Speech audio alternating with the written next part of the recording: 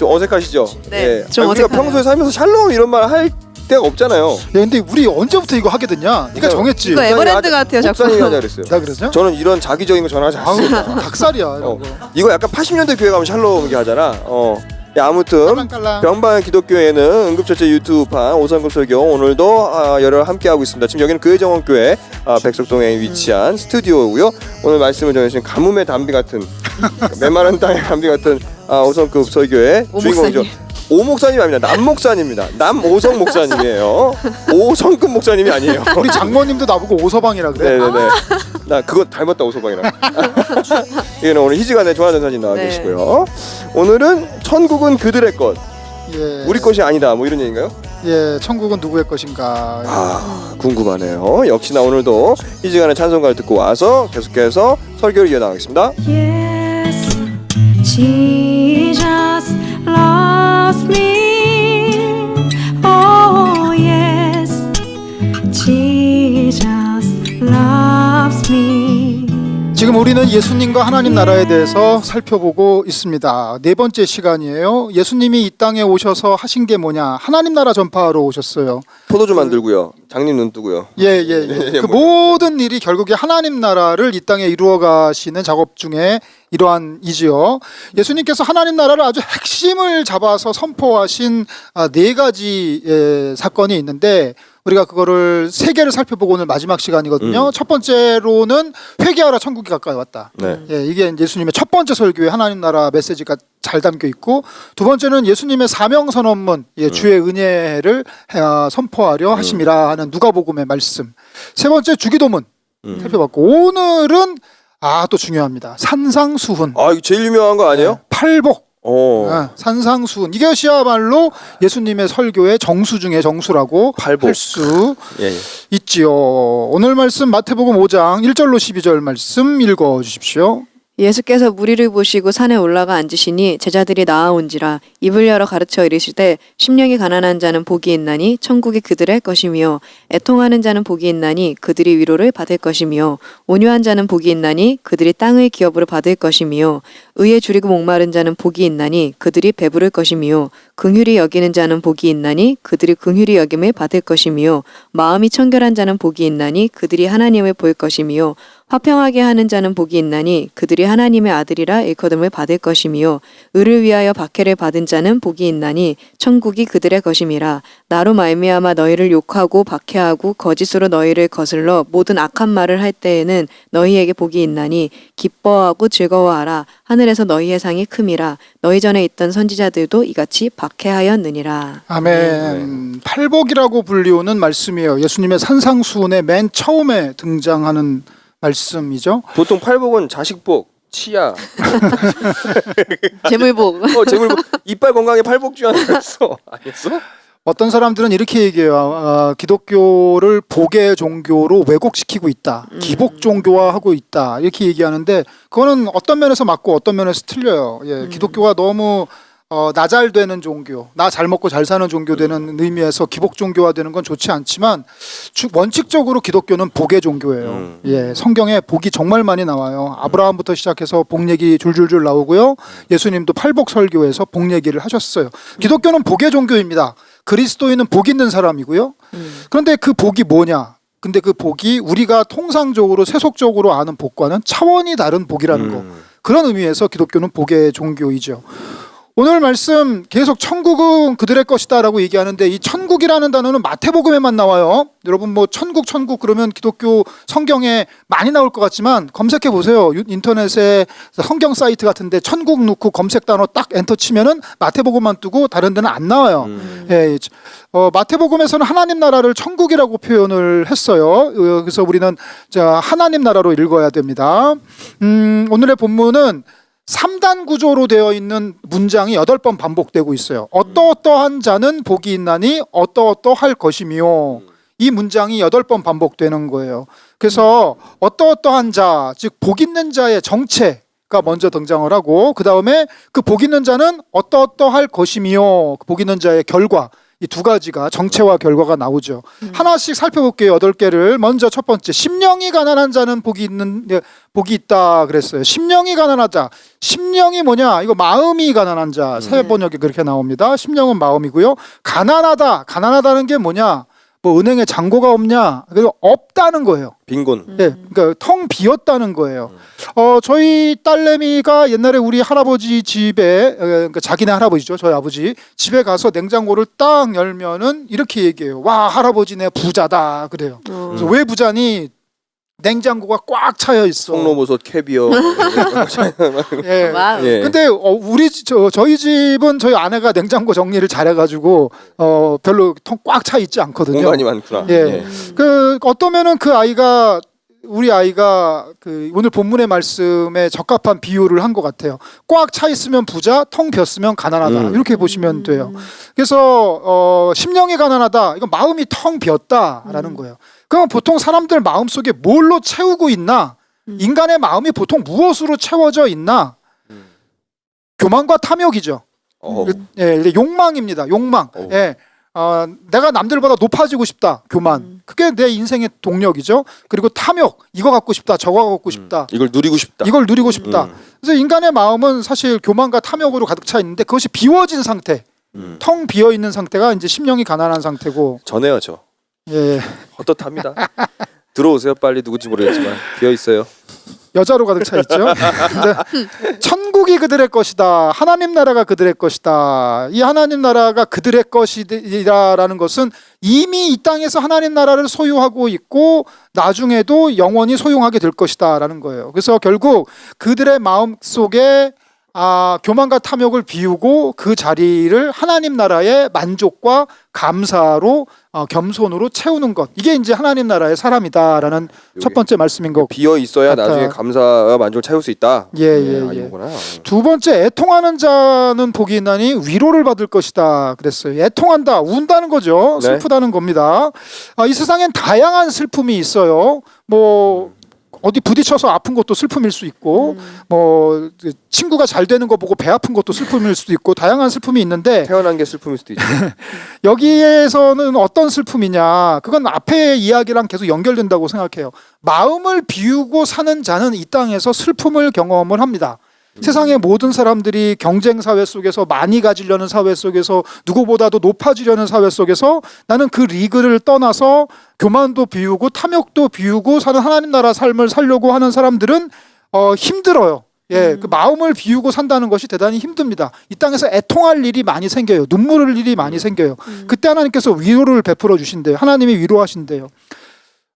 그래서 눈물이라는 게 저는 눈물은 하나님 나라를 보는 렌즈다. 이렇게 얘기를 하고 싶어요.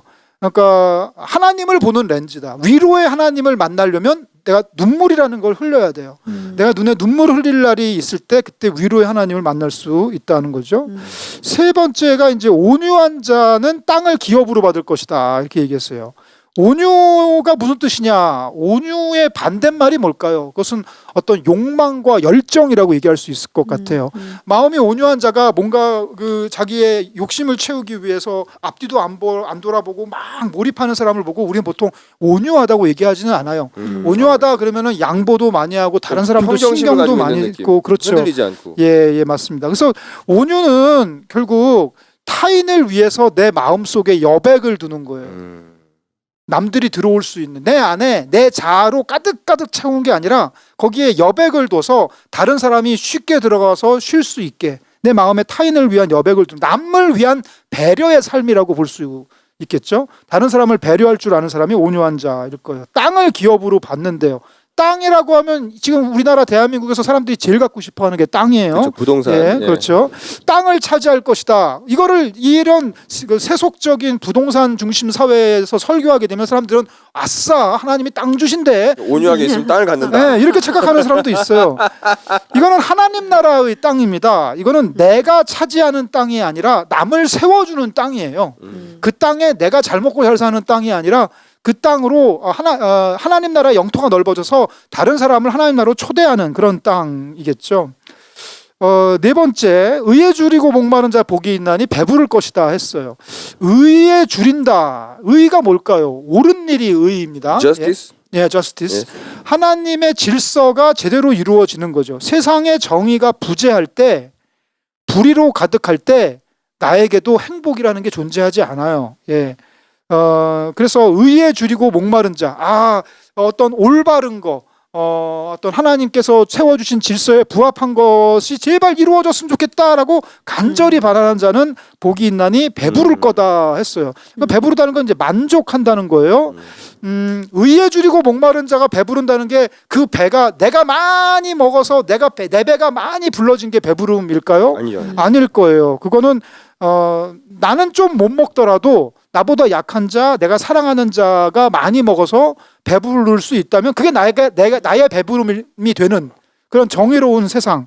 그래서 나 혼자뿐만 아니라 모두가 함께 배부른 세상. 그런 세상이 바로 그 하나님의 의가 넘치는 세상. 그러니까 정의로운 세상을 꿈꾸는 사람들인 거예요. 그렇죠, 네. 그렇죠, 위아더월드. 그렇죠. 예. 그 다음은 긍휼히 여기는 자 복이 있나니 긍휼히 여김을 받는다 그랬어요. 긍휼히 여긴다 이건 불쌍히 여긴다는 거예요. 아우 너무 불쌍해. 아이고 저 사람 어째. 이게 긍휼히 여기는 거죠. 자비의 마음이에요. 이거를 네 글자로 공감 능력이라 그래요. 공감 능력. 그렇지. 얼마나 아플까, 얼마나 힘들까. 이 공감 능력이에요. 저는 이 공감 능력이 하나님의 형상 중에 하나라고 생각해요. 하나님께서 우리를 지으실 때 우리 인간을 하나님의 형상으로 지으셨어요.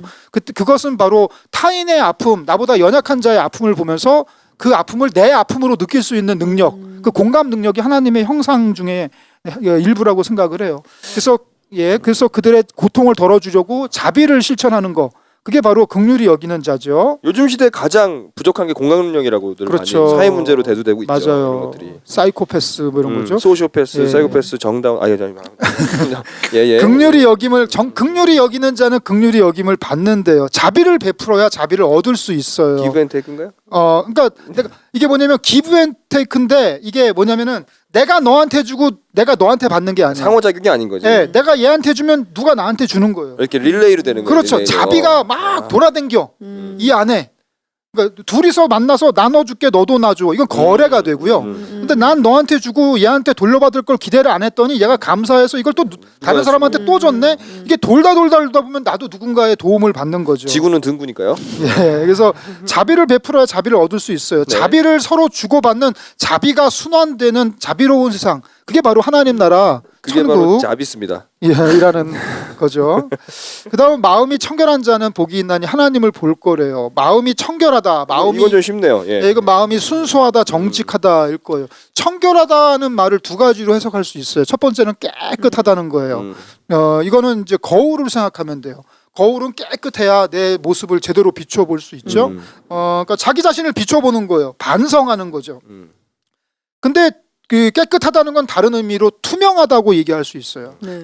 이거는 거울이 아니라 창문이에요.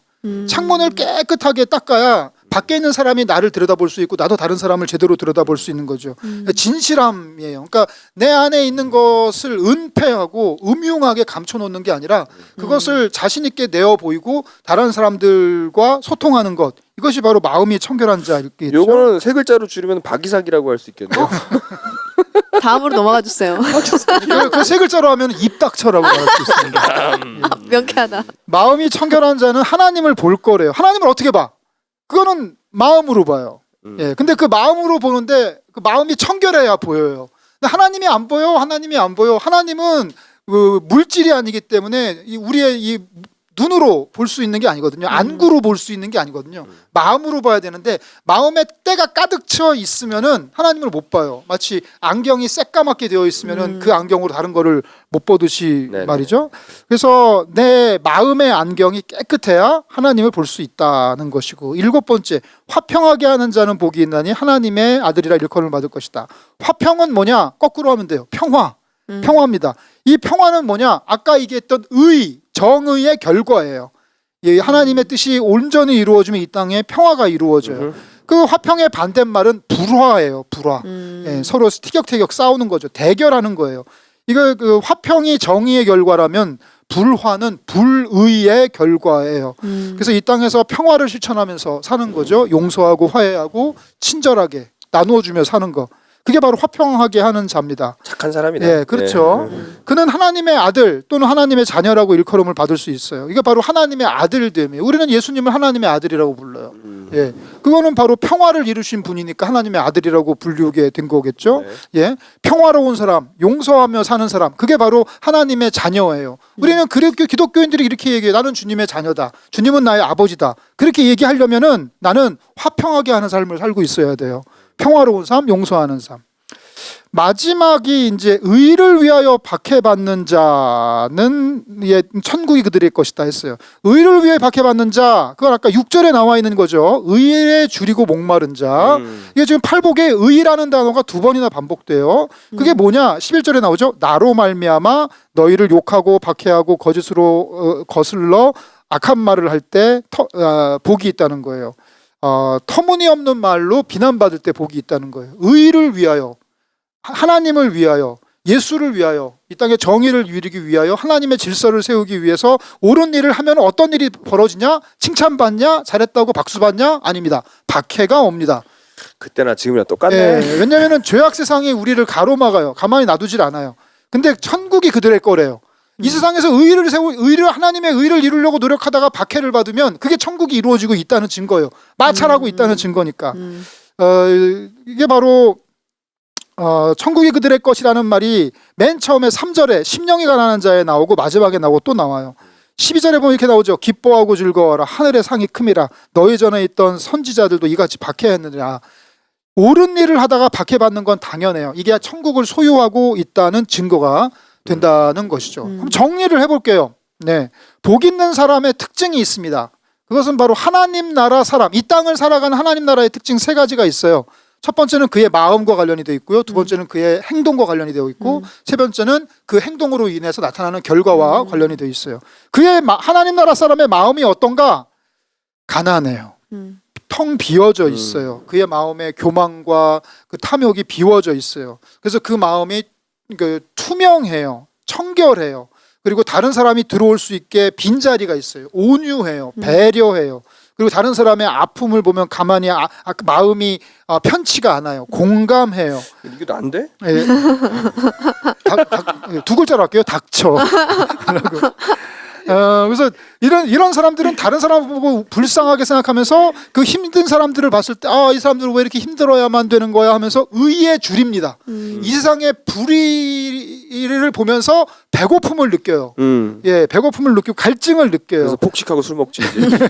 그리고 그러면서 이 세상의 교만과 탐욕과 저항하는 삶을 살면서 이 세상의 어떤 그러다 보니까 이 세상은 죄악 세상인데 내 마음은 하나님 나라가 이루어져 있으니 그 가운데서 어떤 불안함, 마찰 이런 것을 경험하며 사는 것이죠.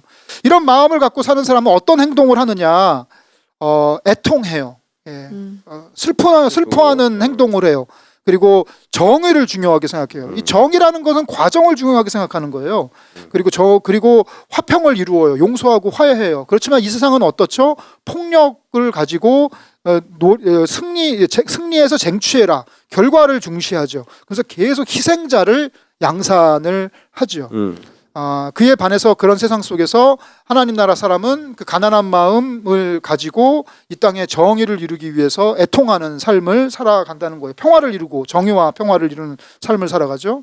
이런 마음을 가지고 이런 행동을 하면 마지막 3번째로 어떤 결과가 나타났나요? 박해를 받습니다. 욕먹습니다. 비난을 당합니다. 모함을 당하죠. 순교합니다. 예, 세상의 모든 그런 사람들은 예언자 때부터 예수 때부터 그리고 초대교회도 다 그런 삶을 살았어요. 그게 십자가를 지는 삶이고 이 땅에 천국을 이루어가는 사람이죠. 그렇지만 세상은 부와 권력을 추구하면서 이 세상에 불행을 만들어내요. 악한 정치, 악한 경제, 악한 사회, 악한 종교를 만들어내고 있다는 거죠. 결국 그리스도인의 삶은 뭐냐? 이 땅에서 하늘의 삶을 사는 사람이에요. 장소는 이 땅이 죄악 세상인데 삶의 방식은 하나님의 거룩의 방식으로 살아가요. 그러니까 이게 서로 매칭이 안 되잖아요. 껄끄럽잖아요. 부딪히잖아요. 갈등이 발생을 하잖아요. 그러한 마찰 속에서 하나님 나라가 이루어간다는 거예요. 세상과 반대로 사는 거, 거꾸로 사는 인생. 아주 이상한 삶이에요. 남들이 봤을 때 되게 불편한 삶일 거예요. 당사자에게. 그렇지만 어느 시점에 갔을 땐 다른 사람, 그 사람들, 세상 사람들한테 부러움의 대상이 되고 존경의 대상이 되고 아, 저 사람 참 대단하다라는 그런 대사, 인정받는 대상이 되겠죠. 그러면 그렇게 됨으로써 하나님 나라가 조금씩 확대되어 간다는 근데 그 인정까지 굉장히 긴 시간이 걸릴 것이고 그렇죠. 이 과정이 굉장히 힘들 거라는 그렇죠. 거를 오늘 이 맞습니다. 적용편에서 우리가 얘기를 할 거예요. 굉장히 여러분 쉬운 건 아니고 이 팔복 설교 되게 많이 드는 설교 중에 하나라고 저는 생각합니다. 네. 특히나 심령이 가난한 자 얘기는 그냥 외우 줄줄줄 외울 정도로 많이 들어. 찬양도 있잖아요. 그리고 의에 줄이고 맞아. 근데 그걸 부르면서도 어떻게 사는 것이 정말 의에 줄이고 목이 마른지, 심령이 가난한 건 정말 뭔지, 특히나 그 심령이 가난하니까 그럼 그 지근성으로 살면 되는지 뭐 이런 오해들이 있는데 요거를 우리가 오늘 명쾌하게 목사님과 함께 적용편에서 싹 해결해 드리도록 하겠습니다. 네. 자, 그럼 저희 적용편으로 넘어가겠습니다.